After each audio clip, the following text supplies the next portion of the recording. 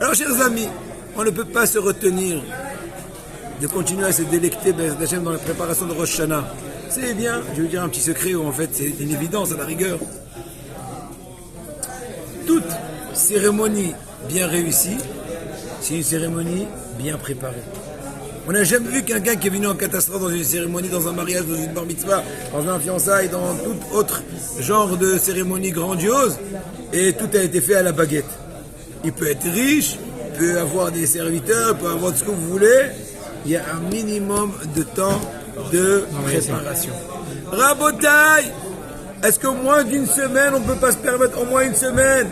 On n'a pas pu peut-être un mois entier de faire le maximum. Mais au moins jour pour jour, nos sages nous disent dans le Midrash que la dernière semaine, jour pour jour, chaque mardi comme aujourd'hui, va réparer tous les mardis de l'année. Mardi, Yom Shlishi.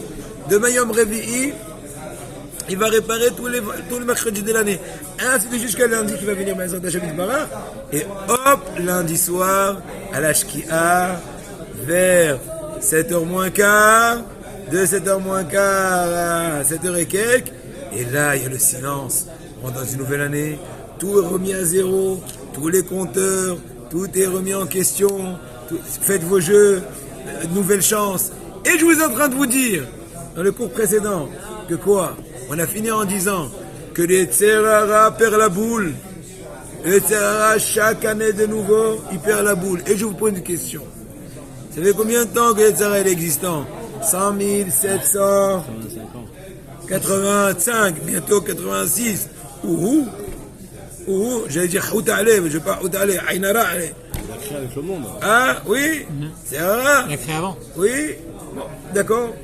Mais lâche ma chose, etc. Peu importe, ne t'entre pas dans les détails. N'est-ce pas?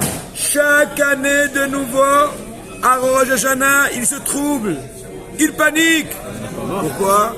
En entendant le son du chauffard qui est sonné par Am Israël, il pense que le chauffard du Mashiach, qu'il est venu, donc sa fin est là. Et après il se calme. Il voit qu'en fait non. En tout cas malheureusement pour nous.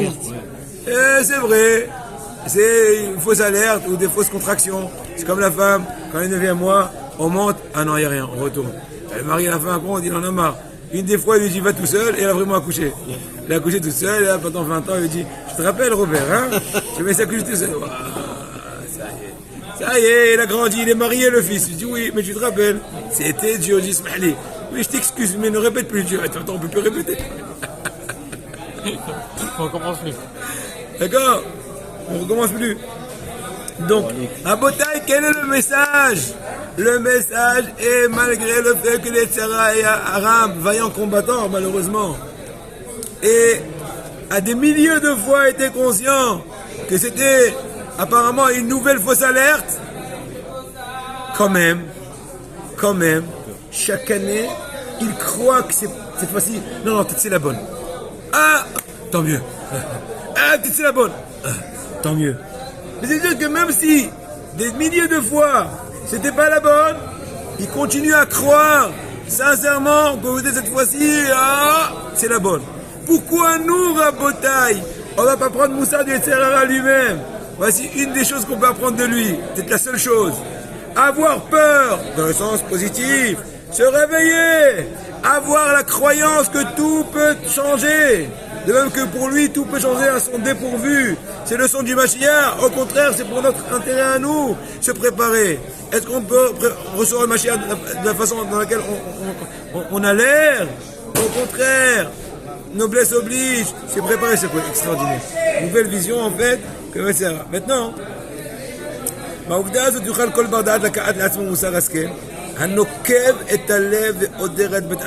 c'est l'expression qui veut dire que le moussar, la morale, va pénétrer jusqu'au fond du cœur de la personne. Lequel? On n'a pas le droit de se désespérer. On n'a pas le droit de se désespérer. L'amrot, Chiradnou Belaim. Même si Azve Shalom, on est descendu très bas.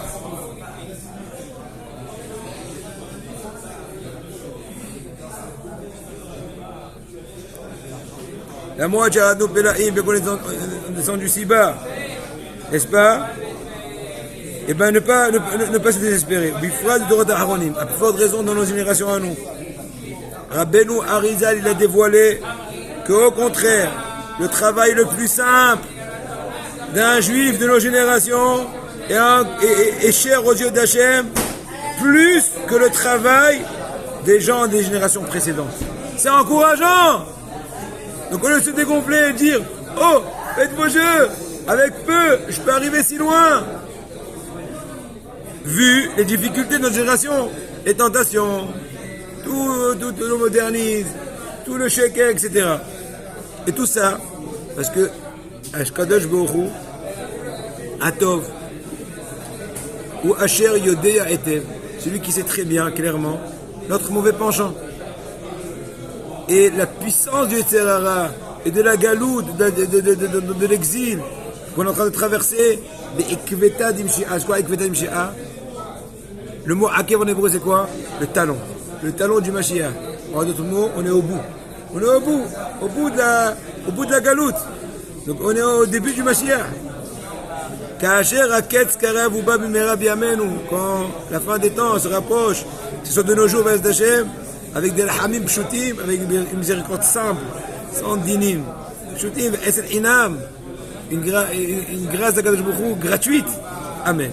Maintenant, attention. Il y a une nouvelle notion qui s'appelle que le mal, on appelle ça les forces du mal. Ça ne veut pas dire qu'ils ont des forces eux-mêmes, c'est P'hira. Les forces du mal qui se déchaînent. Qui se déchaînent. Oui, avant leur annulation. N'est-ce pas? J'explique. Le fait que le mal se tient à s'annuler, n'est-ce pas? Quand tous les tris, toutes les réparations vont arriver à leur but, on s'approche du but, Bezrat Hashem. Comme c'est marqué dans le Pasuk, dans le Navi, Bila Hamav et Netzach, Akadosh Baruch Hu va annuler, va faire avaler, va annuler donc quoi? La mort à tout jamais. Il n'y aura plus la mortalité. Ça y est, on est au bord du Mashiach. Le mal. Donc, à l'approche de la venue du Mashiach, du libérateur, du juste libérateur Goel Tzedek. Et anotenet, chez Koot Atum'a, au contraire, ça excite, à la rigueur, les forces du mal, toutes les armées du Yetzer Hara, de l'impureté. Ils sont en train de, comment dirais-je, de s'exciter, d'aller dans tous les sens. Mishtolelim, plus que turbulence, encore plus. Mbetikva, l'Nasot, pourquoi? Parce qu'ils espèrent de par cela faire, comment dire, c'est la dernière lutte. Et c'est une lutte pour la vie ou la mort, entre guillemets. Et bien, au contraire, à nous de ne pas nous intimider, de ne pas nous impressionner face à toutes les difficultés qui sont en train de s'amplifier de jour en jour. Parce que pour ce qu'on a dit, à ce moment-là, au contraire, le Saint béni soit-il regarde nos difficultés, notre détresse, nos combats, nos grands combats. Et à ce moment-là d'épreuve, au contraire, ce serait une meilleure raison de nous aider et de nous rendre vainqueurs. Pourquoi? Parce que vu la difficulté, l'aide des cieux est encore plus puissant. À un tel point que notre esprit ne peut pas s'imaginer, ne peut pas concevoir, etc. la chose. Avançons. Sachar v'siyua. Sachar v'siyua le Mahamat. Il explique. Une aide des cieux et même un salaire en fonction de l'effort. Mahamat, l'effort. J'arrête klal nakut biadenu. On a déjà été en nous. Il faut dire Bissim'a. Quand tu dis Bissim'a, la Torah s'inculque dans tes veines. Dans tes veines.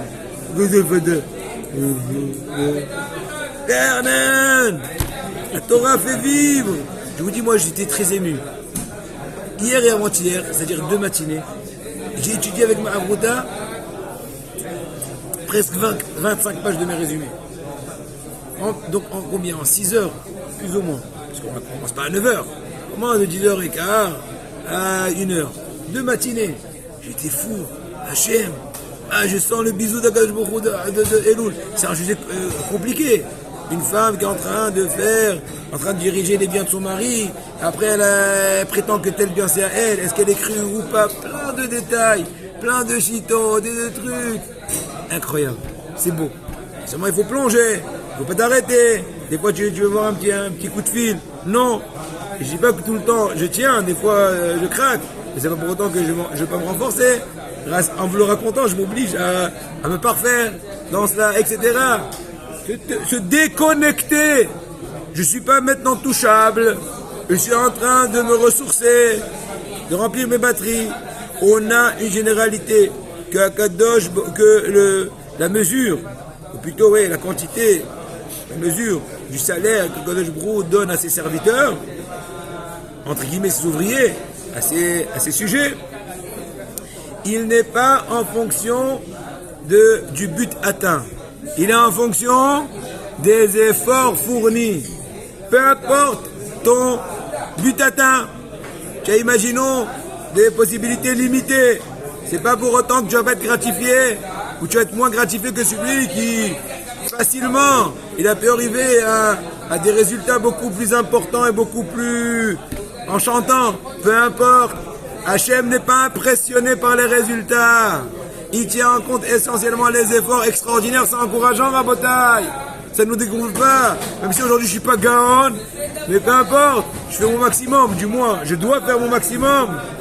Et ensuite être tranquille. Et laisser Akadosh Baruch Hu diriger comme il pense et comme il sait le meilleur. Les gammes, Imlo Alta Biadam. Et une seconde. Totsa'a nirbada, Hashem ma'ashiv et ma'ashavta ma'teora kemishbal imush.